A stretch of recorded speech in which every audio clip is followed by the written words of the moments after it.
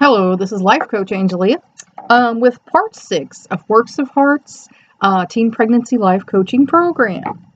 Before we were talking about goal directedness versus passivity, the desire to have forward motion, yet frequent lack of movement due to anxiety and lack of belief in positive personal outcomes. So now we're going to start on pro-social. Pro-social, it's one of them days. Versus antisocial orientation and behavior. Repeated frustration and failure can lead to giving up. With regular teens, that's a thing. And with, any kid or person, that's a thing. But especially if you're full of hormones and you're a pregnant teen, that's going to be more of a thing. So you got to encourage them and, don't give up. Don't give up. You can do this. You're going to do this. Just help them. Would drift into antisocial behavior. Again, normal teens. We're having some antisocial behavior around here recently. Not with mine, with other people's. So, that's a normal thing. But, especially with a pregnant teenager, raging with hormones, there's going to be more of that, especially if they don't feel good about themselves. The saying is, miserable people like to make you miserable too. And that's the truth. So you need, if they're headed that way, to kind of, pull them away from that. Get them to the point where they're not exhibiting that kind of behavior. Sorry about that. Had a little company. In addition, youth may be naive and vulnerable to negative peer influences. I mean, certainly they are on a regular basis, but when they're full of hormones, again, that intensifies everything. So, if they're not making good choices for themselves or they're listening to people who they probably shouldn't be listening to, you can step in and say, hey, let's think about this logically, even though teenagers are not really up to thinking logically yet. You can still say that to them. And of course, you don't want them to be vulnerable to negative peer pressure because they have another life inside of them. It's bad enough, when they don't, but especially when they do. Yeah, excuse me, I'm making an adjustment here. They have someone else that every decision is going to affect them. And like I said, I know of a young woman who, lost her baby because she really didn't want to have the baby. And so she drank and did drugs and lost her baby. And I think that's sad for everyone. And may be victimized. Again, they can be bullied. Unfortunately, there are people out there who see a pregnancy and it's like, oh, well, she's already done it. So, she'd be willing to do it with me. And then if that's not the case, they can, try and force her to do it with them. So, again, you got to tell them to make safe decisions for themselves so they're not putting themselves in these situations. Here's some statistics for you. Number one is 20% of children in the U.S. have a diagnosable psychiatric disorder. That's 20%. So, if you feel like your teenager is exhibiting some behaviors that are representative of mental illness, go ahead and tell their doctor.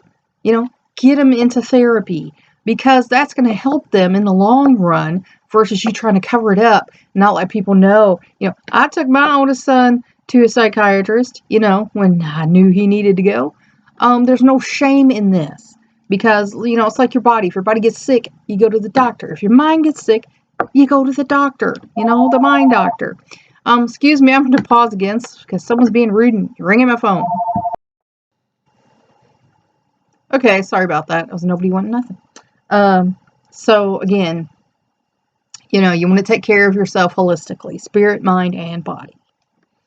Number 2, at least 5% have serious emotional disturbance, or SED as it's called, with significant impairment in functioning in their home, school, and community. Again, if you see these evidences, don't try and push it under the rug. Don't say it's a phase they're going through. If they're showing evidences of mental illness, get them treated. There's no shame in it unless you apply shame to it.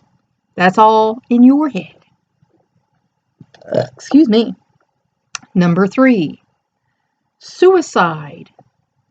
Third leading cause of death in individuals ages 15 to 24. So that's pretty serious. Sixth leading cause of death in children 5 to 14. Number 4, youth violence. Homicides have decreased since the highs of the 1990s, but the incidence of arrests for aggravated assaults is 70% higher than 1983, and at the same level as the mid-1990s. Number 5. Presence of mental health and substance abuse disorders among youth in juvenile justice. And yes, there are girls who get pregnant and end up in the juvenile justice system. A recent study in Chicago of youth in juvenile detention. Number 1, not including conduct disorder, nearly 60% of males and more than 2/3 of females had one or more psychiatric disorders. So these children end up in the juvenile system, have psychiatric disorders that could have been treated, should have been treated before they ended up there. Number 2, 50% of males and nearly 50% of females had substance use disorder. Again, if your child is using drugs, turn them in. Tough love.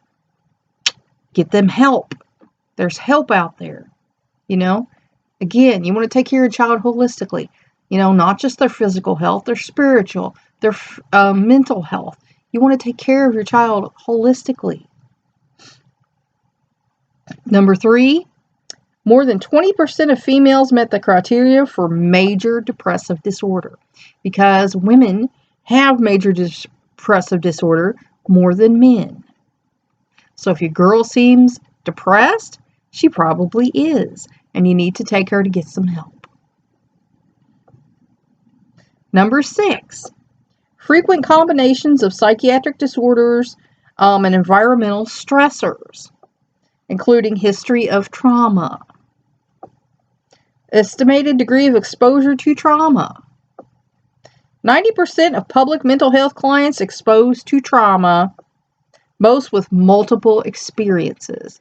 So 90% of the people who have mental health issues, it is because of trauma. So don't feel ashamed. Don't feel alone. Don't try to cover this all up. This is for real. One survey of general population, 34 to 53% report childhood or sexual abuse. So that is, in the mid-range of the halfway point of the people report this. So again, it's nothing to be ashamed of. You need to deal with it, take care of it, and get it on with, the rest of your life. Get it gone. It's never going to be 100% gone, but you can purge it and get on with the rest of your life and be a survivor instead of a victim. Public sector population with some mental illness, 51 to 98% reported trauma victimization. So again, that can be as high as, 98% of people in the general population report trauma. This is the number one thing. This is why I'm so against child abuse. I know you people who are spankers and whose parents come against me all the time saying, no.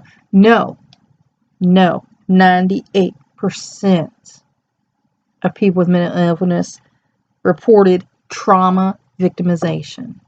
So don't tell me you think it's okay or whatever, because I know. I've been studying this up to the PhD level, so don't tell me that it's not a factor, because it is. One study of adolescent inpatients, 93% reported a history of trauma. 93% of inpatients. That speaks for itself, folks. Abuse does not do your mind any good. Of these adolescents, 32% met the full criteria for post-traumatic stress disorder.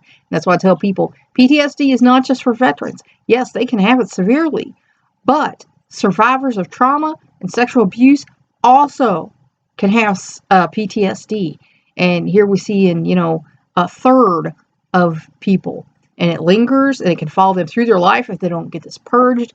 And even when you are supposedly cured of PTSD, you can still have PTSSs, post-traumatic stress symptoms, where someone, makes a move towards you or something, and you're like, whoa, it can still trigger you.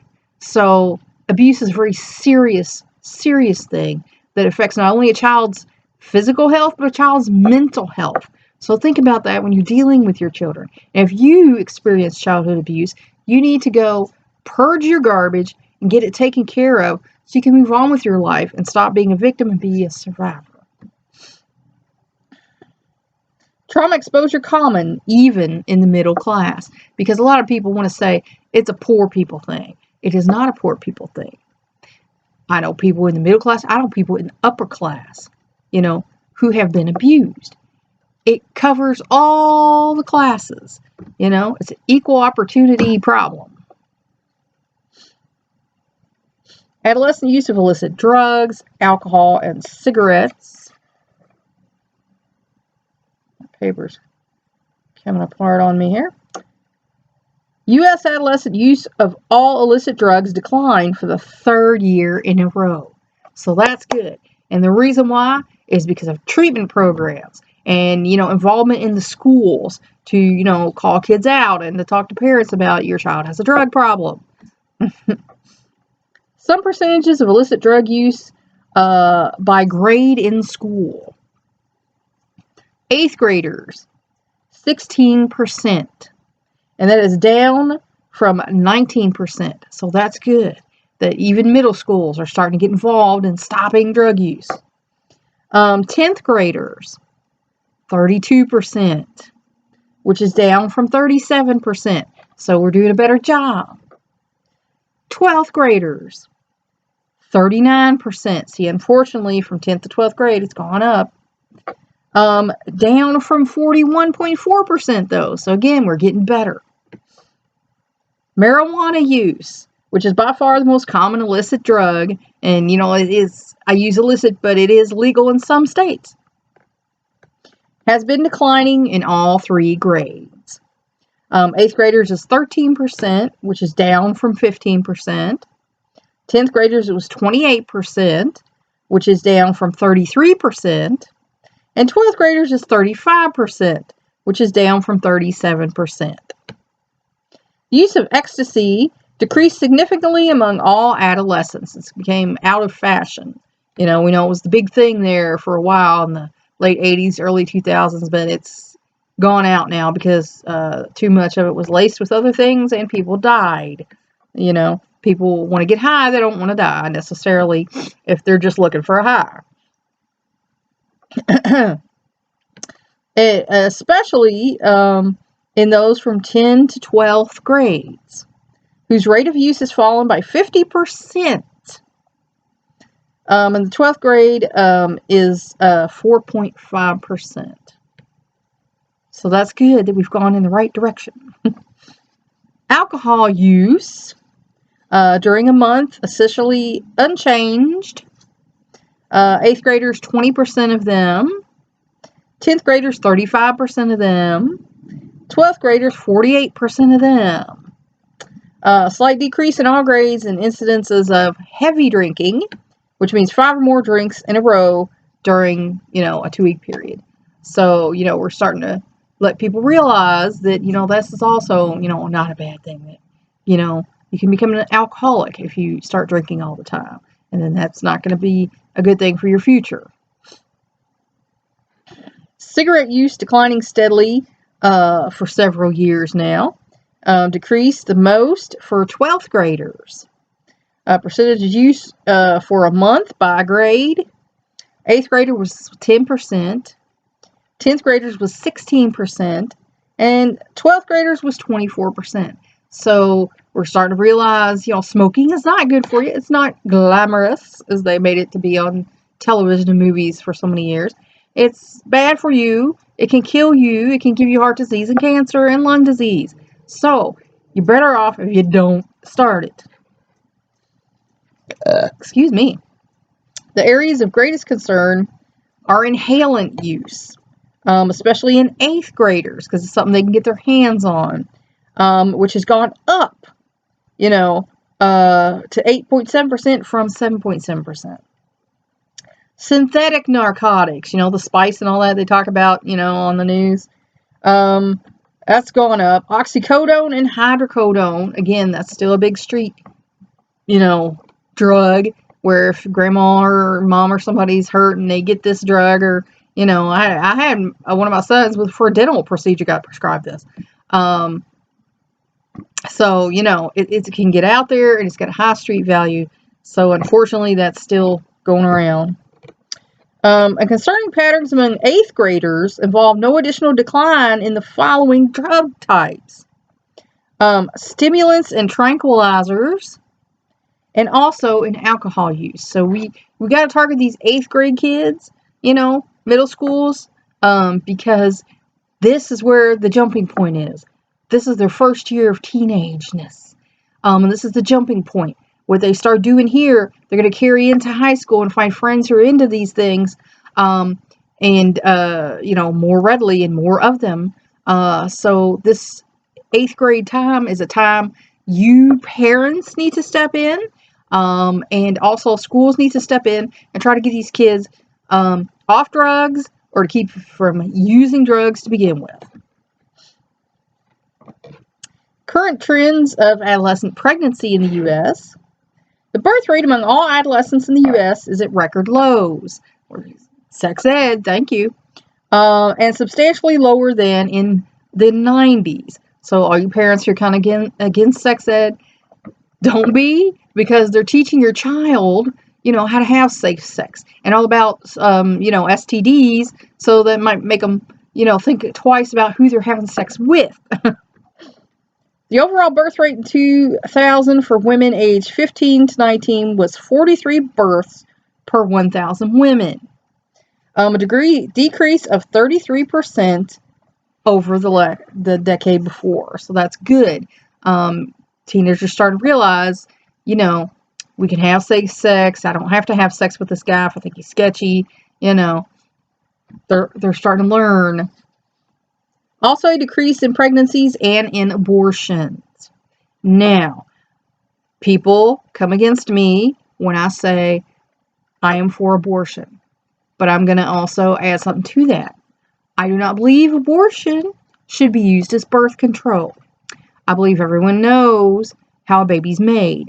And if you're doing something that makes a baby, then you should be responsible for that baby. Give birth to it, give it up for adoption, give birth to it and keep it. That's up to you. I am talking about in cases of rape and incest. That I've worked with survivors of abuse, sexual assault, and molestation. I have seen 12-year-old girls who were raped by family members and forced to have this child. I have seen 17-year-old girls who are gang raped by, 5 to 6 people and end up pregnant from this. Do I think that child should be responsible for having that baby that came from these evil men and the devil who told these evil men to do this and they did it? No, I do not think she should be. I think she should have the right to be in charge of her body. And if she gets pregnant from incest or rape, I feel like she should have the ability to say, I did not do anything to form this child. It was forced upon me, and I do not want this child. And that is why I am for abortion. This downward trend applies to all ethnic and racial groups. So it's not a problem with this group or that group. All of them. Hispanic women, 83.4 per 1,000.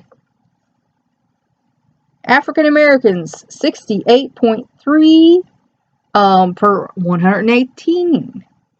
American Indian, 53 out of 84.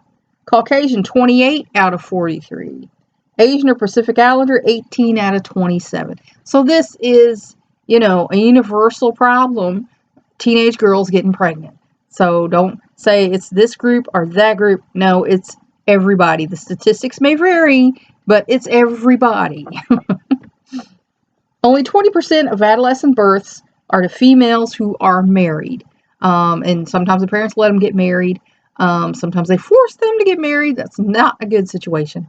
But anyway, I believe your child should grow up, get through their teens, go to trade school or college or get their job, and build a foundation underneath them before they go marrying somebody else. Because sometimes they're in a position where they don't come from a supportive home.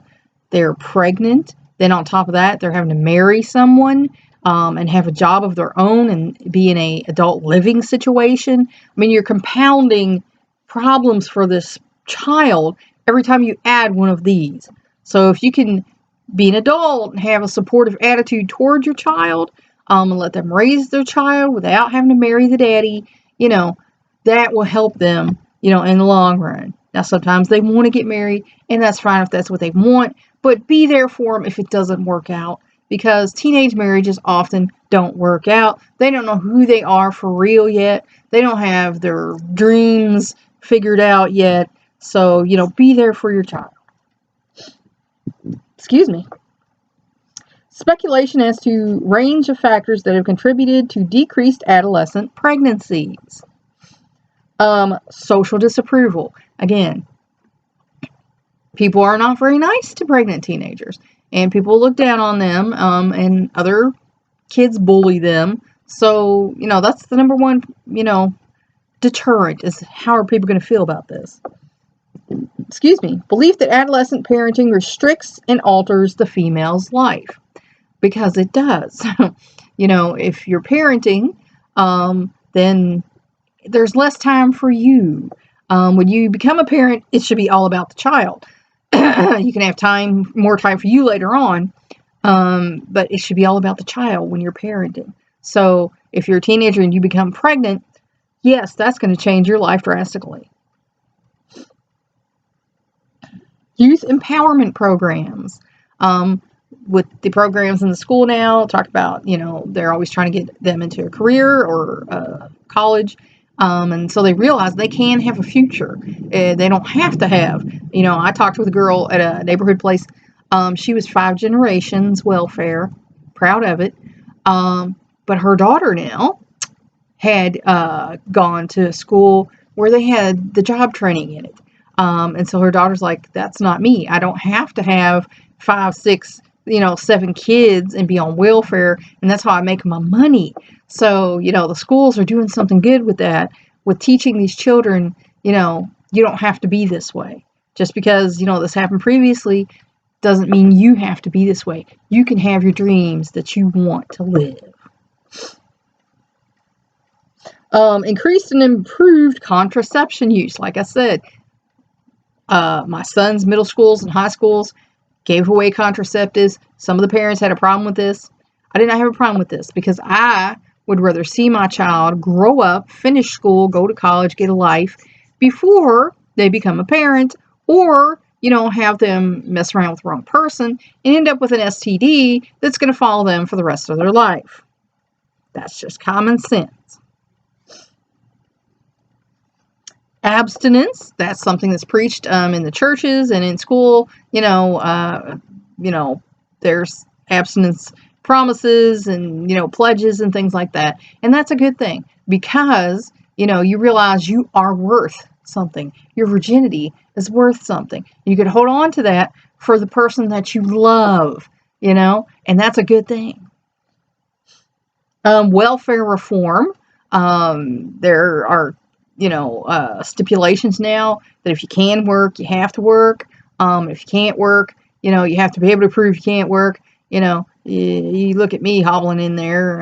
You can pretty much see it, but, my doctors back me up. So, there are people who have to have, state insurance because we don't have the income to get private insurance. And other reasons, a lot of girls realize that, they don't want to risk it. They don't want to risk it because you can get pregnant the first time. I know of a woman who got pregnant on prom night. First time.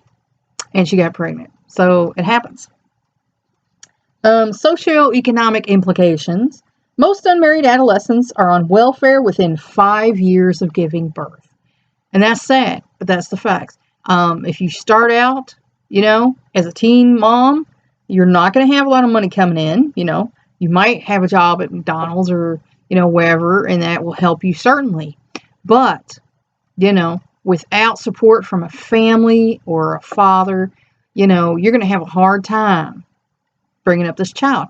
And, if you've gotten into a situation where you become pregnant, it's more likely that it'll happen a second and third time, because there weren't, enough, information, or wasn't enough information given to you. So chances are there's still not.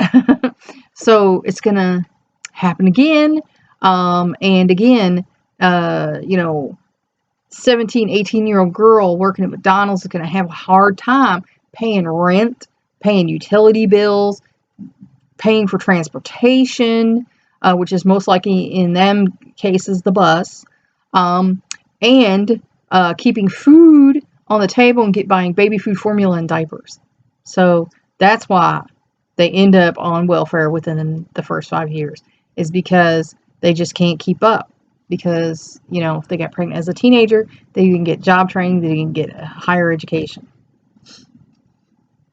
However, among urban poor, that's in the city, deferring parenthood alone likely makes little difference unless additional education and training opportunities are available and are used. And that is because in a place where it's urbanized in the city, there are a lot of poor people concentrated in the area, and, because there are more people in that area, and there's a hopelessness. There's an outlook like, I can't get out of here, my grandparents couldn't, my mother couldn't, I can't do it, I'm never going to have the money to do it, and unfortunately that's why a lot of urban youth turn to drugs and gangs, trying to better their situation, because they don't see a way out. So that is something, the cities need to look at, is what services, what programs do we have to give people hope and a future? Common risk and protective factors. The goal of prevention is to avoid commonly agreed upon negative outcomes within a target population. And I think we can all agree teen pregnancy is a negative outcome. Both risk and protective factors tend to be additive, so that whichever set of factors predominates is likely to influence the direction of outcomes. So if it's just the teen pregnancy thing, that's a better outcome than if your mentally ill teenager becomes pregnant, or your mentally disabled and mentally ill teenager becomes pregnant. So, the more problems there is, the more it adds up to, the likelihood that this person is not going to have a good outcome in their life. What follows are risk and protective factors and negative outcomes for children and adolescents in general. And I teach these to these girls so they understand. They understand what can happen to them if they don't get their head on straight. If they don't, get into a career training program or a college, or, find what they want to do in the way of a job and build a life for themselves. Because as one thing I'm not a super Susie Orman fan, but one thing I agree with her on is a man is not a plan. A woman should have her own money. More specific risk and protective factors for pregnant adolescents are considered later on. And so next time we're going to talk about negative outcomes. And I hope you found this educational and informational. And if you are going to coach using this program for teen girls, I do ask that you consider making a gift.